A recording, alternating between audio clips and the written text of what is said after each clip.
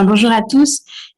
Donc moi, je suis Edith Nemenzal. Effectivement, je suis médecin au sein de l'unité transversale d'éducation thérapeutique et au sein du département de soins de support et de soins palliatifs de l'Institut Curie. Je vais vous parler des douleurs neuropathiques qui sont consécutives à la chirurgie du cancer du sein. Il y a 9500 nouveaux cancers du sein approximativement qui sont diagnostiqués tous les ans en Île-de-France et plus de la moitié seront traités par chirurgie. On déplore quand même qu'il y a 30% de névralgie séquelaire dans les suites de cette chirurgie, donc quand même 5% de typologie sévère, et ça correspond à 2000 patientes par an. Alors, la chirurgie du cancer du sein, elle peut occasionner des lésions périopératoires au niveau du paquet nerveux axillaire, et notamment les branches des nerfs intercostaux-brachiaux, qui innervent, et je vous le montrerai après, le territoire de la face interne du bras, la région axillaire, et puis la face thoracique postérieure. On sait qu'il y a un risque augmenté de douleurs post-opératoires si les femmes ont moins de 50 ans au moment de l'intervention et pour des raisons anatomiques assez évidentes si on a recours à la biopsie du ganglion satellite également. Là, je vous ai mis une vue de rappel anatomique. Alors, c'est une base anatomique d'un curage axillaire, mais c'était pour vous montrer le trajet du nerf intercosto-brachial et puis aussi pour se figurer que dans ces territoires anatomiques qui sont les territoires opérés, il y a vraiment un gros pédicule vasculo-nerveux et on comprend aisément que ça puisse être lésé. Là, je vous ai remis le dermatome du nerf intercosto-brachial. Alors, c'est en rouge et on voit la face thoracique postérieure et puis le creux axillaire et la face interne du bras. Ce seront vraiment les territoires où cliniquement les patientes vous rapporteront la symptomatologie douloureuse de façon assez pathognomonique.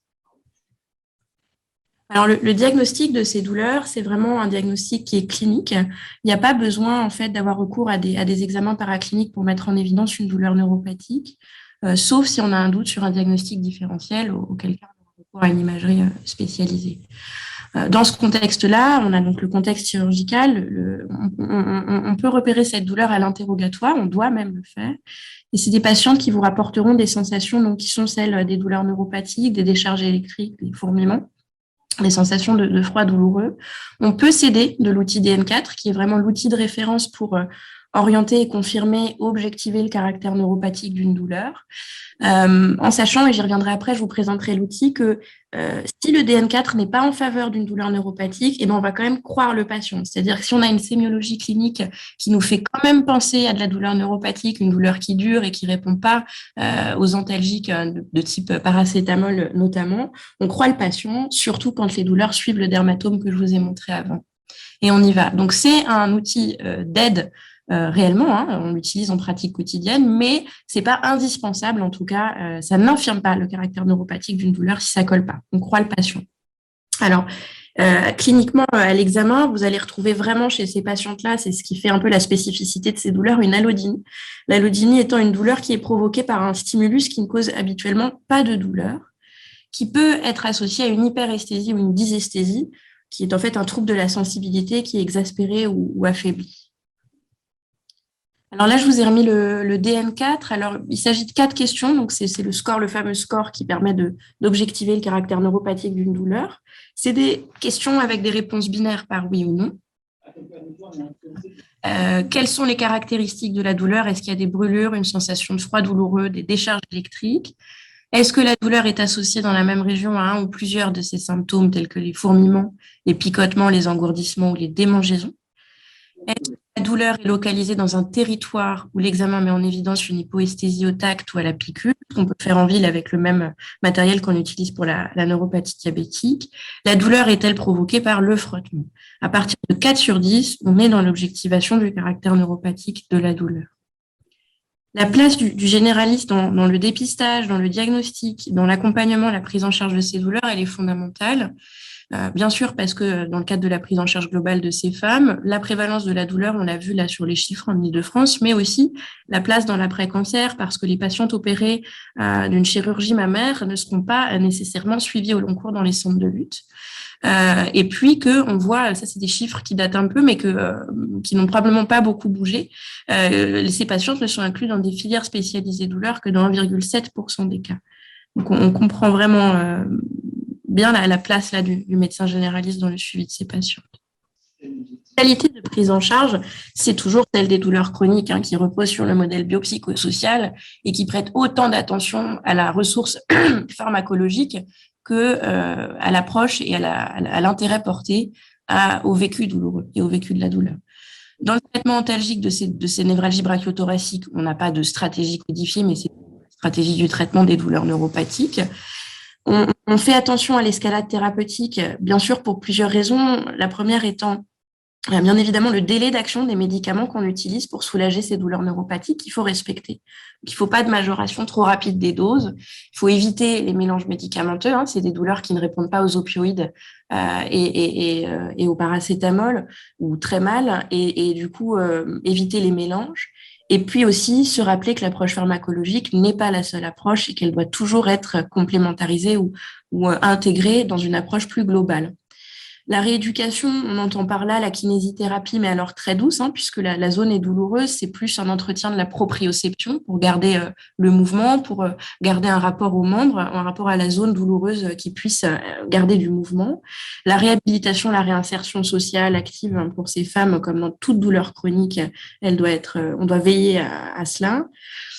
Et le suivi, alors l'approche psychothérapeutique, le suivi psychologique, il y a les techniques de cognitivo-comportementales, il y a aussi toutes les approches psychocorporelles qui marchent très très bien, la sophrologie, l'hypnose, avec la limite du coût, puisque ce n'est pas remboursé, donc ce n'est pas accessible à toutes les femmes en ville. Le social est là. Maintenant, pourquoi l'approche psychothérapeutique dans ce cas est très très importante? C'est de se rappeler qu'en fait, le vécu douloureux d'une douleur neuropathique qui est liée à une chirurgie du cancer ne sera pas une douleur neuropathique qui est liée à un traumatisme sportif, par exemple. Donc là, il y a un rôle fondamental d'éducation par le médecin qui suit ces femmes. C'est quelle représentation symbolique il y a de cette douleur. Est-ce que c'est le cancer qui revient? Est-ce que c'est le cancer qui se rappelle à moi en permanence, puisque ce sont des douleurs chroniques? Quelle place ça a dans la temporalité psychique, dans la vie psychique de la patiente? Quel handicap ça génère? Quelle angoisse ça crée? On sera dans une représentation symbolique qui est très différente. Donc, on croit vraiment que de bien prendre ce temps d'explication de ce que c'est que la douleur neuropathique, de ce que c'est que son caractère chronique également, c'est très, très important avec la symbolique du cancer.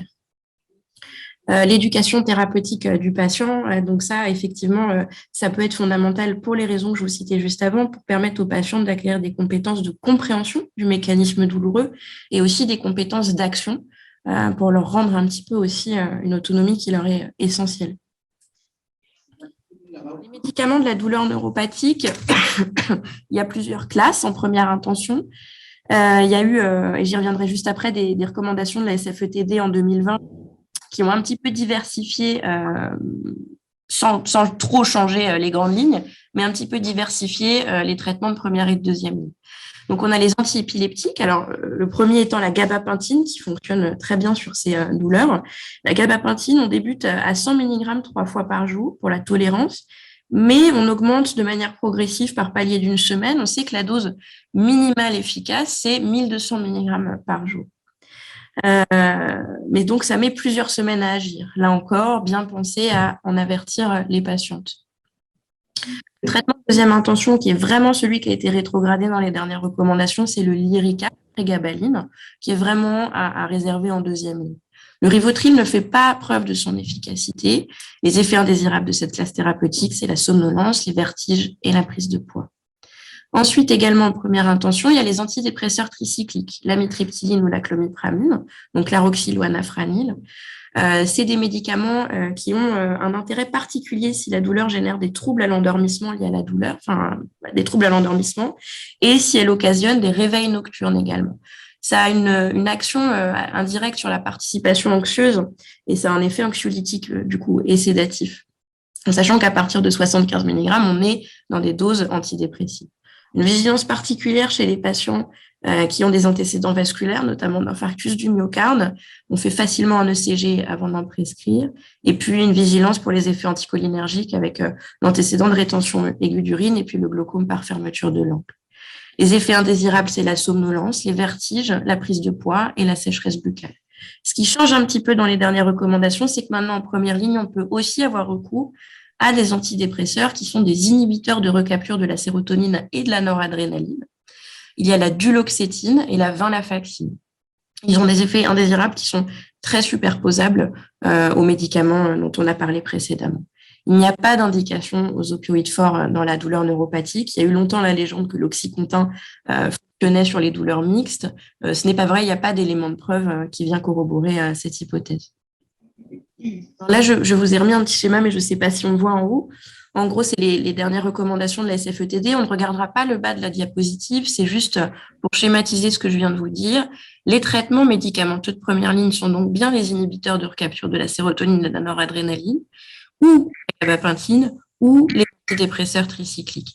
Il y a des thérapies qu'on utilise pour les douleurs neuropathiques focales qui sont moins, notamment la TENS, pertinentes pour les douleurs neuropathiques post-chirurgie du sein, et j'y reviendrai juste après. Mais comme c'est sur le schéma, je vous le montre, en première ligne, en focale, on peut avoir recours à la lidocaïne ou la TENS. Et puis surtout la capsaïcine, donc le patch de Qutenza en deuxième ligne. Et ça, je vais vous en parler.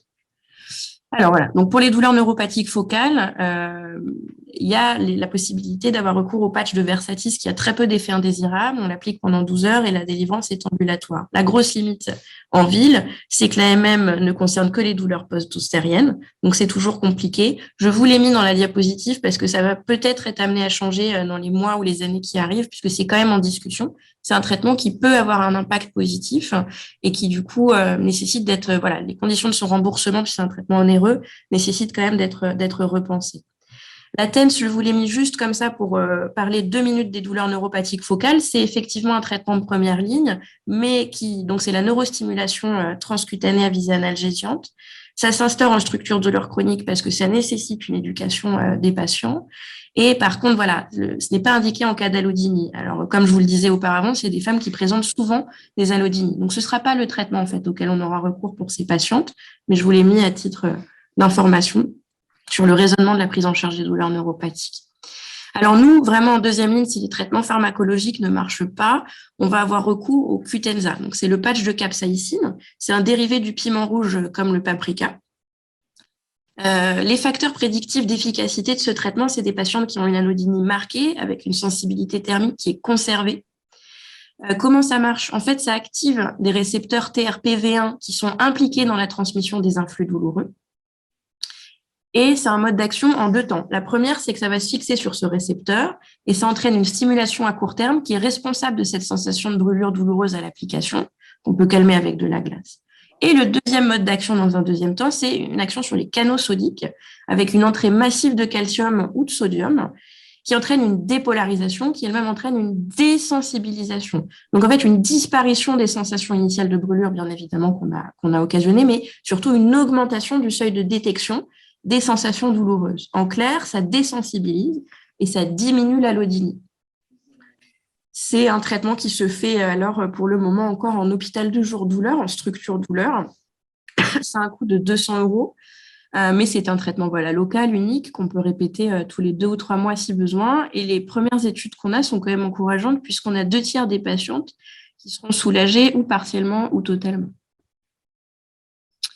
Alors, les take-home messages de la névralgie brachiothoracique, c'est, la première chose, c'est vraiment penser au caractère clinique de l'objectivation de cette douleur, bien prendre le temps de l'interrogatoire et de l'examen clinique, parce que quand on est sûr qu'on a objectivé une douleur neuropathique, on a des ressources, on en a beaucoup.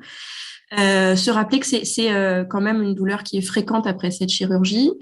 Chronicisation par définition parce que c'est une lésion du nerf, donc on sait que c'est des douleurs qui sont vraiment, dans la plupart, à risque de se chroniciser. Le traitement simple de première intention, gabapentine ou IRSNA ou antidépresseur tricyclique. Il faut penser à adresser rapidement structure douleur pour le traitement local si on a un échec des médicaments qu'on prescrit en ville, pour éviter l'escalade et pour avoir recours quand même assez rapidement au Qutenza si ça ne marche pas, puisqu'on a vu que ça marchait plutôt pas mal. L'approche globale coordonnée, pensez aux approches psychocorporelles, pensez à tout ce qui fait le fondamental d'une prise en charge d'une douleur chronique, l'insertion dans un réseau si besoin. Voilà. Et puis, se rappeler le vécu douloureux singulier lié à la symbolique du cancer, qui inscrit vraiment le vécu de cette douleur dans autre chose que les douleurs chroniques usuelles. Celles qui sont liées au cancer nécessitent une compréhension, une écoute, une démarche explicative particulière.